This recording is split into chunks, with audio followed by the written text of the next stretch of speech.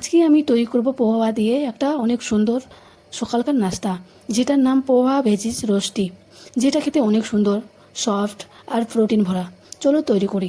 এখানে আমি পোহা ভেজিস রোস্টি তৈরি করার জন্য 1 কাপ পোহা নিয়েছি, যেটাকে আমরা চিরাও বলি কেউ কেউ। এটাকে আমি ভালো করে ধুয়ে আমি ছাঁনিতে করেই 5 মিনিটের জন্য আমি ভিজতে রেখে দেবো। জল দিয়ে 5 মিনিটের জন্য ভিজতে রেখে দিলাম। ছাঁনিতে করেই রাখবো যেন সহজে আমি যখন দরকার আমি উঠিয়ে নিই।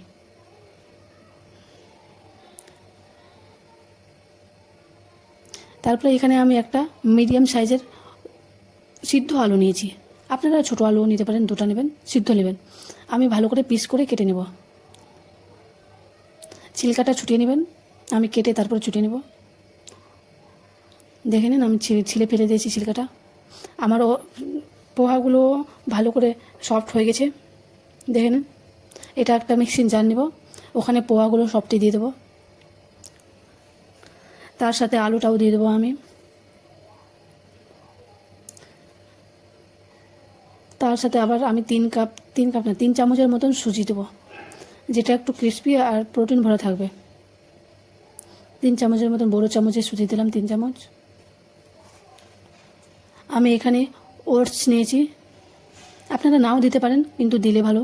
ওটস একটা প্রোটিন ভরা সকালকার জন্য বেস্ট একটা খাবার। 3 চামচের মতন দিয়ে দিলাম।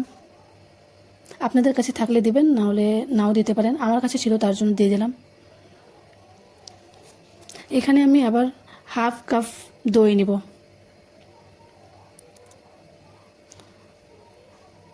হাফ কাপ দই নিয়েছি, একটু টক ফ্রেশ দই। আমি ফ্রেশ দই নিয়েছি, আপনারা যেটা পাবেন নিয়ে নেবেন। আর এখানে আমি 1/2 কাপ আবার জল অ্যাড করে দিলাম।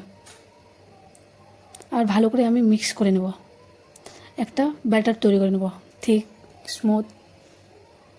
দেখে নিন আমাদের ব্যাটার তৈরি হয়ে গেছে। কনসিস্টেন্সিটা দেখে নিন, এরকম থাকতে হবে, বেশি পাতলাও না বেশি ঠিকও না, মিডিয়াম। দেখেন ভালো করে এরকমভাবেই ব্যাটারটা তৈরি করবেন। এখানে আমি অনেকগুলো ভেজিস নিয়েছি। এখানে রেড সিমলা মরিচ, গ্রিন সিমলা মরিচ নিয়েছি সবগুলো। আর পেঁয়াজ নিয়েছি 2টা, মিডিয়াম সাইজের পেঁয়াজ, গাজর, কাঁচা লঙ্কা, আর এখানে কারি পাতা নিয়েছি। সবগুলো চপ করে নিয়েছি, আপনারাও চপ করে নেবেন এরকম ছোটো ছোটো করে। এখানে 3 থেকে 4টা আমি কাঁচা লঙ্কা দিয়েছি, সবগুলো দিয়ে দেবো।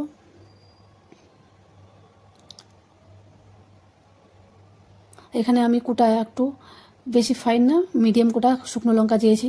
আপনারা ফাইনটাও দিতে পারেন শুকনো লঙ্কা। আর স্বাদ অনুসার লবণ দেবেন। এখানে আমি গরম মশলা না, জিরা মশলা দিয়েছি 1 চামচ। আর 1 চামচ দিয়েছি আদা রসুনের পেস্ট। আর এখানে কুচি করে কেটে রাখা ধনেপাতা দিয়েছি। আর ভালো করে সবগুলোকে মিক্স করে নেব। আপনাদের ব্যাটারটা বেশি ঠিক হয়ে গেলে পরে একটু জল অ্যাড করতে পারবেন। আমার ব্যাটারটা ঠিক আছে, আমি জল অ্যাড করলাম না।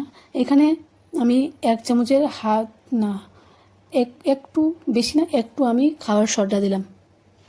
একটু 1/2 চামচের হাফ দেবেন সোডাটা। আর একটু আমি হাফ লেবু দিলাম, 1 চামচের মতন লেবু দিলাম। আর ভালো করে আমি মিক্স করে নেব। আপনারা যদি ব্যাটারটা স্টোর করে রাখতে চান তো আপনারা সোডা দেবেন না। আমি এখনই সঙ্গে সঙ্গে তৈরি করব, তার জন্য আমি সোডা দিলাম। আর সোডা দিলেই সঙ্গে সঙ্গে তৈরি করতে হয়, না হলে সোডার অ্যাকশনটা চলে যায়। এখানে আমি তাওয়া নিলাম একটা, এটাকে আমি লো আছে পাকাবো, মিডিয়াম হাই আছে না, মিডিয়াম আছে না, একদম লো। 1 চামচের মতন তেল দিলাম আর সবটাকে গ্রিস করে দিলাম। পোহাটা তৈরি করতে বেশি তেল লাগে না, অল্প তেলে হয়ে যায়। আমাদের তেলটা একটু গরম হয়ে গেছে, আমি এখন ব্যাটারটা দিয়ে দেবো। বেশি পাতলাও করবেন না, মোটাও করবেন না, ব্যাটারটা মিডিয়াম আঁচে রাখবেন। ওপর থেকে একটু তেল ছড়িয়ে দেবো। 2 থেকে 3 মিনিটের জন্য আমি ঢাকা দিয়ে রেখে দেব।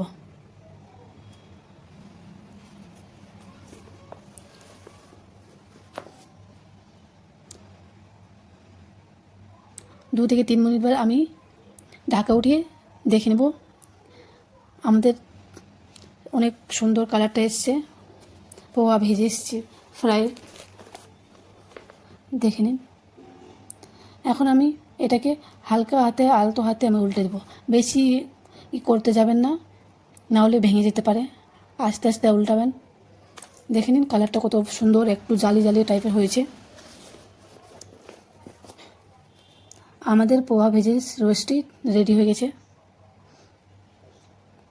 এখন ঢাকা দিতে লাগবে না, এমনি শুধু মিডিয়াম আছে একটু উল্টো সাইজে পাকিয়ে নেবেন, 2 থেকে 3 মিনিটের জন্য হয়ে যাবে। আমাদের পোহা ভেজে রেডি হয়ে গেছে। এখন আমি থালাতে করে নেব। বেশি তেল এগুলাতে লাগে না, একটু তেলেই হয়ে যায়। দেখে নিন কত সুন্দর ফুলে উঠেছে। আমাদের পোহা ভেজেসটা রেডি হয়ে গেছে। উল্টো দিকেও দেখে নিন কত ভালো করে একটা ব্রাউনিশ কালার এসছে। এখন আমি থালাতে উঠিয়ে নেব।